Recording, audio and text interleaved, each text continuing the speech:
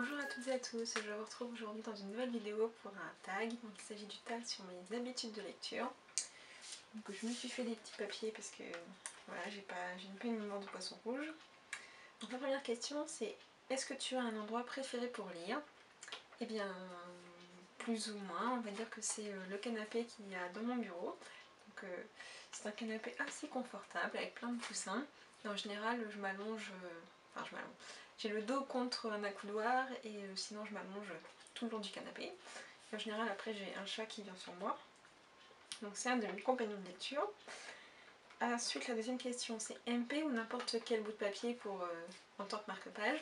Donc j'ai deux MP préférés. Donc, il s'agit de celui-ci que j'ai ramené de Disneyland cet été. Et celui-ci que Justine m'a gentiment offert. Donc c'est un marque-page magnétique. Je vais y arriver, hop. En général j'utilise juste en marque-page classique. J'avais un marque-page en métal et en fait j'ai eu la malheureuse idée de l'utiliser. C'est qu'en fait il est trop dur et quand j'ai voulu refermer mon livre ça a cassé une de mes pages. Donc je peux vous dire que j'étais complètement dégoûtée. Donc, du coup je ne l'utilise plus du tout celui-là. J'ai pas envie d'abîmer mes romans. Hop. Ensuite, est-ce que tu peux t'arrêter de lire n'importe où ou est-ce qu'il faut que tu t'arrêtes à un chapitre? Alors catégoriquement à un chapitre. Si je m'arrête au milieu de ma lecture, je sais pas où est-ce que je me suis arrêtée, il faut que je relise un paragraphe et du coup ça me saoule. Par contre quand c'est des chapitres genre de 30 ou 40 pages, ça me saoule aussi. Donc là j'essaie de trouver, parfois vous avez entre chaque paragraphe des tout petits espaces et du coup je me dis bon bah je m'arrête à cet espace là. Ou sinon des fois à la fin de certaines pages il y a un point. Du coup je m'arrête à cette page là, mais je préfère quand même quand les chapitres sont assez courts, comme ça je peux m'arrêter à un chapitre et je sais où j'en suis. Ensuite, est-ce que tu manges et bois en lisant? Alors je ne mange pas en lisant parce que c'est pas pratique quand vous avez un livre dans la main et que vous mangez l'autre. Pour tourner les pages, voilà, il y a un petit souci. Et ensuite je bois, oui, parce que je bois du thé en lisant. C'est un de mes deuxièmes compagnons de lecture, donc effectivement je bois en lisant, en faisant toujours attention de, évidemment, de ne pas tâcher mon roman. Est-ce que tu peux écouter de la musique ou regarder la télé en lisant? Non. C'est pas possible, je peux pas faire ces deux choses en même temps, sachant que la télé ça va me distraire et la musique pareil. Même si certaines fois je pourrais adapter une musique à un certain type de roman, je peux pas, ça me déconcentre et je préfère être concentrée sur ma lecture plutôt que d'être dispersée. Est-ce que tu lis un livre à la fois ou plusieurs? Alors ça dépend. En général si je lis un roman français et un roman en VO, j'essaie d'en lire deux en même temps. Puisque je sais pas pourquoi, j'arrive à suivre les deux histoires indépendamment. Par contre j'ai beaucoup de mal à lire deux romans en français en même temps et deux romans en anglais, ça m'est jamais arrivé.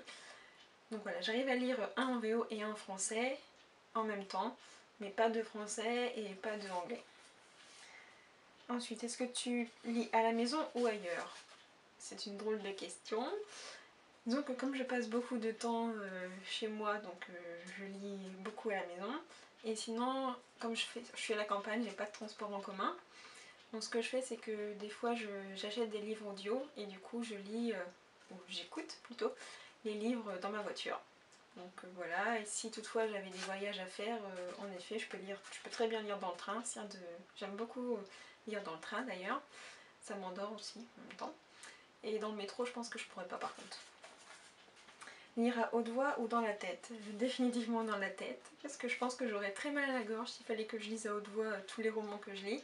Par contre ça m'arrivait de lire à haute voix en anglais justement pour travailler ma diction, même s'il n'y a personne pour me corriger, mais bon c'est pas grave. Et non, sinon dans la tête parce que à haute voix c'est pas possible. Je pense qu'il me faudrait que j'aille chez le médecin ou alors que j'achète des pastilles pour la gorge assez souvent. Est-ce qu'il t'arrive de sauter des pages ou de jeter un œil plus loin? Alors j'ai jamais... Certaines personnes lisent en fait la dernière phrase d'un roman.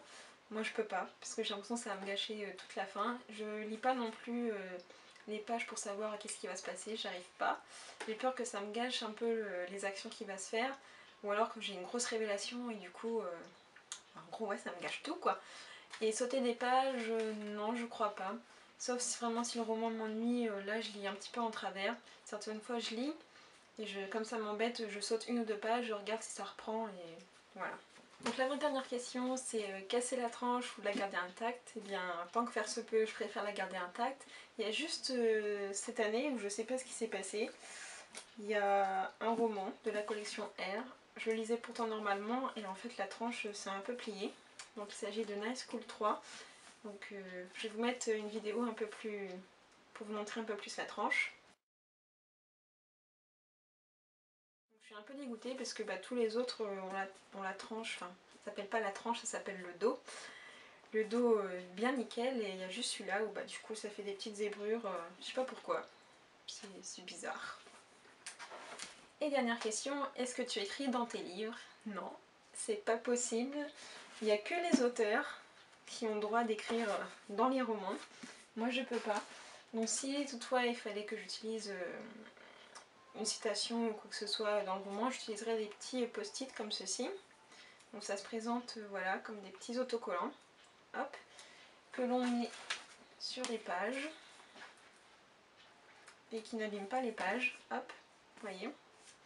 Comme ceci, mais je peux définitivement pas écrire, c'est pas possible. Enfin, je sais pas, ça a dénaturé. Encore ce sera un livre pour les cours, bon peut-être pour faire des recherches dessus, mais un roman, c'est inenvisageable, c'est pas possible. Voilà, c'était ma vidéo tag sur mes habitudes de lecture. J'espère que ça vous a plu. Je tag personne parce que je sais que le tag a été beaucoup déjà fait. Beaucoup déjà fait. C'est peut-être pas très français. A déjà beaucoup été fait. Ce serait mieux. Donc voilà, si vous voulez le faire, allez-y, il n'y a pas de souci. Je vous mettrai la personne qui a commencé le tag. Et puis moi en attendant, je vous souhaite encore plein de bonnes lectures. Et puis je vous dis dans une prochaine vidéo. Salut!